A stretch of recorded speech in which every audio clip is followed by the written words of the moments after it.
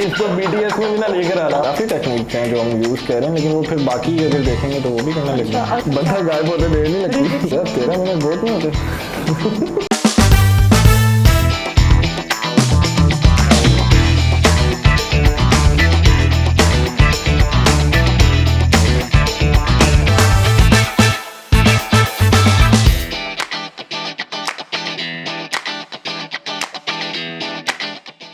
अस्सलाम वालेकुम, welcome to TPT the property talks by Virasat real estate. I am your host Hadia और आप देख रहे हैं पाकिस्तान का पहला अनऑफिशियल प्रॉपर्टी टॉक शो।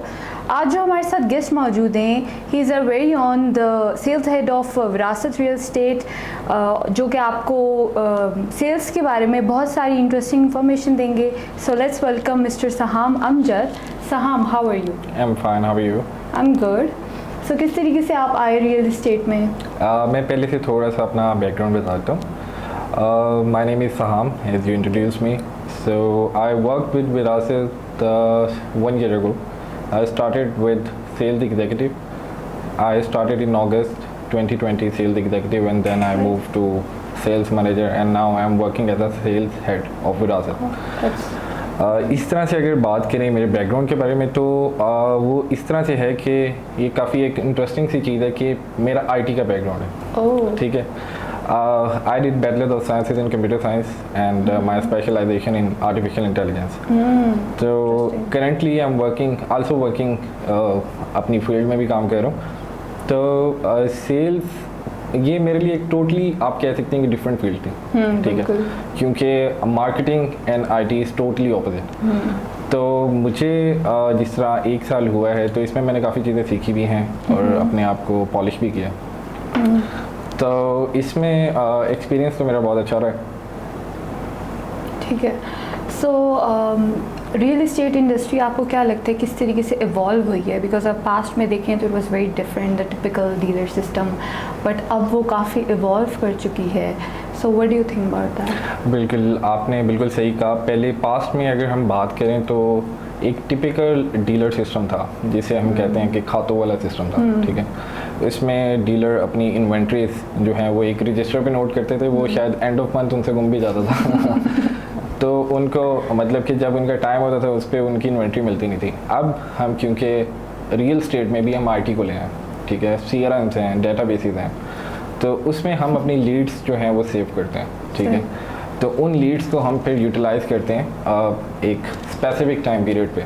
ठीक है, तो इस तरह से एक तो डाटा मैनेज करना बहुत आसान हो गया है। और अगर हम पास्ट की बात करें अब से, तो पास्ट में टोटली एक आप समझें कि एक एनालॉग सिस्टम था। अब सारा डिजिटलाइज हो गया, आप डेटाबेसेस यूज़ कर रहे हैं। ठीक है, IT को लेकर आ गया रियल स्टेट में, जो कि एक बहुत हैंडी भी है और आप इजीली जो है उसको मैनेज भी कर सकते हैं। और अगर लोगों की हम बात करें जो हमारे क्लाइंट्स हैं, अब उनको भी आजकल जो है वो क्योंकि सिचुएशन चेंज हो गया टाइम के साथ, पहले लोग डील कर लेते थे कि टिपिकल डीलर है और कोई ऑप्शन नहीं है। अब मार्केट में ऑप्शंस बहुत ज़्यादा अवेलेबल हैं। रियल स्टेट अब जो है वो एक इंडस्ट्री बन गई। ठीक है, अब लोग जो कम्युनिकेट करना चाहते हैं वो एक पढ़े लिखे बंदे के साथ कम्युनिकेट करना चाहते हैं, क्योंकि उनको जो एक पॉइंट है हम उन्हें समझाना चाह रहे हैं वो शायद एक टिपिकल बंदा वो नहीं समझ पा रहा कि उनका बेसिकली मेन क्वेश्चन क्या है। तो आज के लोग जो कम्युनिकेट करें वो भी पढ़े लिखे लोगों के साथ कह रहे हैं। तो आपने इसलिए देखा होगा कि पहले के दौर में अगर हम पहले से इसे कोरिलेट करें तो पहले जो रियल एस्टेट थी वो टोटली डिफरेंट थी। वो एक ऑफिस में बैठे होते थे और वो एक एनालॉग सिस्टम पे लगे होते थे, writing and maintaining all the laissez. आजकल सारा डिजिटलाइज हो गया और लोग भी पढ़े लिखे लोगों के साथ कम्युनिकेट करना चाहते हैं। सही। तो साहब, आप क्योंकि सेल्स हेड हैं, आप पहले सेल्स एग्जीक्यूटिव थे, फिर मैनेजर थे, तो आपने ओवर द टाइम क्या सीखा about client dealing and about sales? देखें, इसमें एक सिंपल सा सॉल्यूशन है। हर दिन एक जैसा नहीं होता इसमें, सेल्स में डाउनफॉल भी आते हैं। ठीक है, उसको आपको फेस करना पड़ता है। ठीक है, ये नहीं है कि अगर आपने लेट सपोज कि कोई इस तरह का मसला आ गया है कि आपसे कुछ नहीं कम्युनिकेट हो पा रहा है क्लाइंट को, तो आप कह दो यार ये मेरा काम नहीं है। आपने उस चीज़ पे अपने वीक पॉइंट पे बेसिकली आपने काम करना होता है कि मेरा वीक पॉइंट क्या है। ठीक है, मैं क्लाइंट को सही से कन्वे नहीं कर पा रहा, या क्लाइंट का क्वेश्चन कुछ है, मैं आंसर कुछ और दे रहा हूँ, सही है। तो ये 2-3 चीज़ें हैं, और आप ऑनेस्ट कितने अपने काम के साथ, ठीक है। Dedication is the most important, आपने डेडिकेशन के साथ काम करना है। और टाइम जो है मैं कहता हूँ सबसे पहले है, क्योंकि एक क्लाइंट है, अगर वो लेट सपोज आप हैं, आप आपकी कोई क्वेरी है कि आप प्लॉट लेना चाह रही हैं, आपको आज ही चाहिए, अगर मैं उसका डिले में रिस्पॉन्स दूंगा, लेट सपोज मैं कल दे रहा हूँ, परसों दे रहा हूँ, और परसों मैं आपको कॉल करके कह रहा हूँ कि आपकी क्वेरी आई थी, आपका नंबर आया था, या जो भी है, तो आप तो मुझे यही आंसर करेंगे ना, मैंने तो कर लिया प्लॉट बुक, ठीक है। तो time is the most important, और dedication is also the important thing. Right तो वैसे तो क्लाइंट्स की बहुत सारी क्वेरीज होती हैं, बट आप लोगों को किस तरीके की क्वेरीज मोस्टली फेस करनी पड़ती हैं क्लाइंट से? देखिए क्वेरीज काफ़ी ज़्यादा होती हैं, बुकिंग की भी होती हैं कि बुकिंग का प्रोसेस क्या है और किस तरह से पेमेंट मोड्स क्या हैं। तो डिफरेंट क्वेरीज होती हैं क्लाइंट की, और आफ्टर बुकिंग भी उनकी क्वेरीज होती हैं कि उनके जो आफ्टर बुकिंग डॉक्यूमेंट्स हैं उनकी डिलीवरी कब तक होगी और वो डिस्पैच कब तक होंगे। इस तरह से काफ़ी थाउजेंड ऑफ क्वेरीज होती हैं क्लाइंट की। तो साहब आपको क्या लगता है कि ऐसी क्या चीज़ है that motivates sale peoples the most? देखें मैंने आपको जिस तरह पहले भी बताया कि dedication is the most important in sales, और टाइम पे आपने जो चीज़ है डिलीवरी और dedication is the most important, क्योंकि अगर आप डेडिकेशन से काम नहीं कर रहे, लेट सपोज आपने एक चीज़ पे काम करना शुरू किया है, आपसे वो चीज़ अचीव नहीं हो रही, आपने एक गोल सेट किया हुआ है, वो चीज़ आपसे अचीव नहीं हो रही, तो आप ये नहीं कहेंगे कि यार ये मेरा काम ही नहीं है, this is not my work, आप ये नहीं कहेंगे, आप बल्कि उस पर काम करेंगे, अपनी वीकनेस को इन्हेंस करेंगे, आप कहाँ पे लैक करें उस पर काम करेंगे, तो वो चीज़ जब आप अचीव कर लेंगे उसकी एक फिर इनर सेटिस्फेक्शन होती है, ठीक है। तो डेडिकेशन से काम करना चाहिए, क्लाइंट को ऑनेस्टी से काम करना चाहिए, जो आप चीज़ एक बार बोल रहे हैं उसको डिलीवर भी करना चाहिए, अदरवाइज़ आप वो चीज़ बोले मत, क्योंकि क्लाइंट असल में आपकी बात पे एतबार कर रहा होता है। उनको इस चीज़ का आइडिया होता है कि मार्केट में क्या चीज़ें सिचुएशन चल रही है, फिर भी अगर वो क्लाइंट आपसे कोई क्वेश्चन करता है, आप उसका रिस्पांस कर रहे हैं, तो जो आप उसे आंसर दे रहे हैं उस पर रहना चाहिए, ठीक है। लेट सपोज कि अगर कोई फाइल की डिलीवरी है, लेट से कि अगर हमने उन्हें बोला है कि इतने ड्यूरेशन के टाइम के बाद आपकी फ़ाइल आएगी, आप थोड़ा सा मार्जिन रख के उन्हें बता दें ताकि टाइम से पहले चीज़ आ जाए, टाइम से लेट ना हो। तो इस तरह क्लाइंट का ट्रस्ट जो है वो भी एक तरह से बहाल हो जाता है, और आपकी जो है एक मतलब वो बाद में आपको प्रॉब्लमेटिक किस्म की सिचुएशन नहीं फेस करनी पड़ती। बिल्कुल। How did you achieve success as a sales person? मैंने देखें I started as a sales executive, तो मैंने काफ़ी डेडिकेशन से काम किया था, ठीक है, और उसके बाद टाइमली मैंने हर चीज़ें डिलीवर की क्लाइंट्स को, जो उन्हें रिक्वायरमेंट्स थी उनकी, और डिफरेंट प्रोजेक्ट्स में मैं फिर जो है वो होता गया, और इस तरह से जो है मेरी जो वीकनेस थी उन चीज़ों को मैंने काफ़ी ज़्यादा कवर अप किया, और अल्हम्दुलिल्लाह ये फिर मैं यहाँ इस मुकाम तक पहुँचा। साहब आप क्योंकि सेल्स हेड हैं तो सब आपके अंडर काम करते होंगे सारी टीम, तो आप उसको किस तरीके से मैनेज एंड स्केड्यूल करते हैं, और डिफरेंट पर्सनालिटीज़ के साथ किस तरीके से आप टैकल करते हैं? हाँ, ये काफ़ी अच्छा क्वेश्चन है। इसमें ये चीज़ें होती हैं क्योंकि काफ़ी ज़्यादा लोग हैं जो आपसे आपकी बात सुन रहे होते हैं, ठीक है।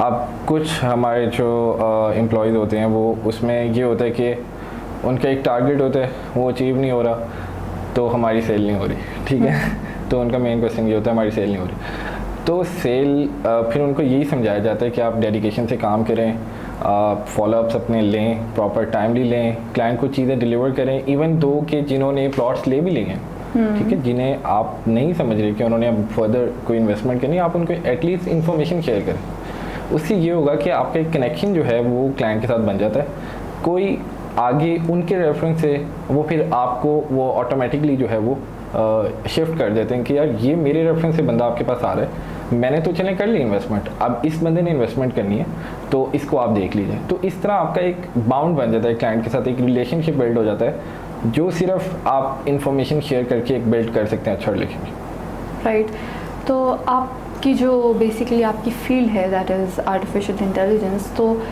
क्या आर्टिफिशियल इंटेलिजेंस आपको किसी भी तरीके से हेल्प करती है इस फील्ड में, इन सेल्स, रियल एस्टेट?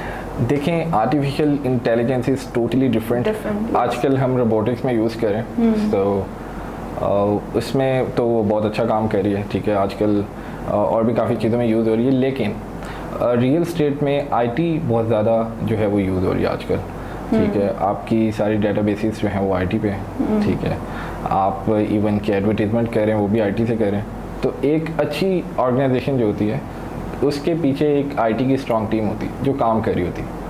तो आईटी का एंड रियल स्टेट का बहुत अच्छा एक आप कह सकते हैं कम्बिनेशन।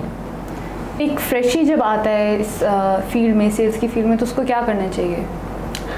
देखिए, फ्रेशी जब भी हमारे पास आते हैं, जिस तरह उनको सबसे पहले उनकी ट्रेनिंग होती है।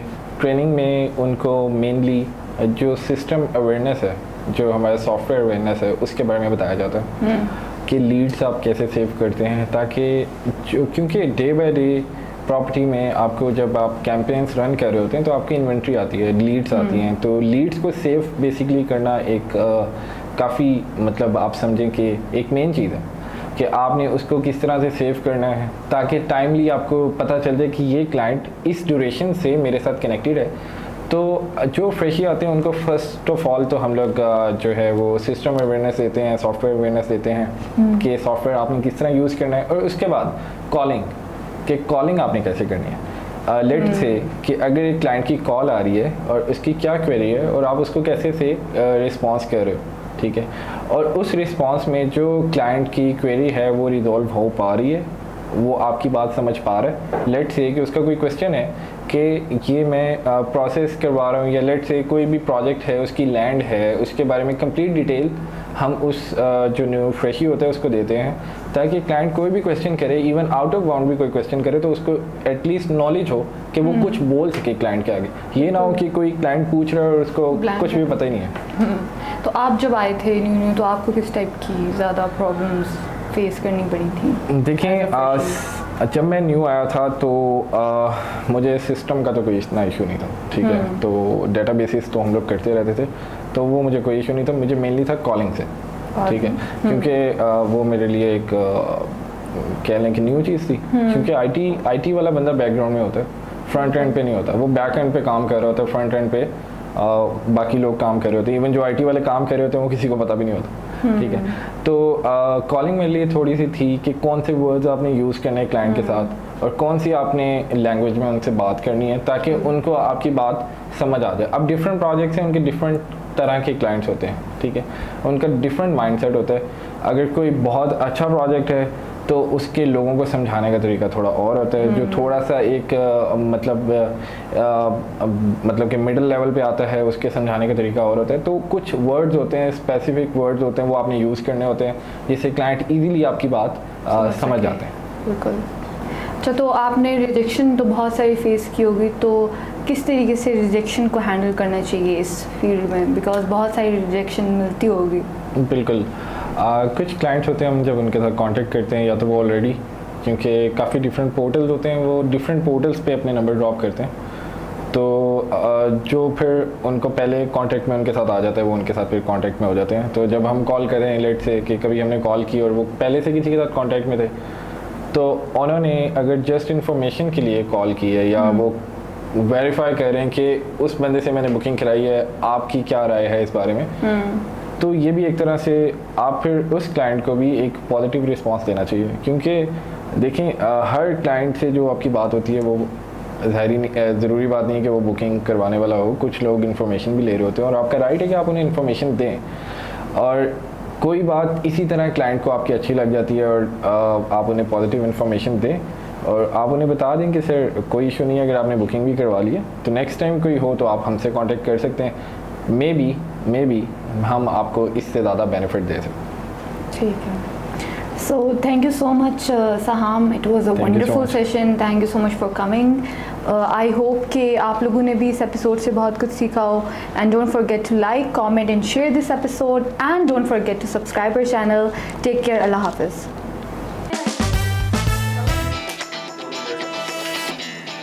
लगा देंगे, आ जाएंगे, कोई मसला नहीं।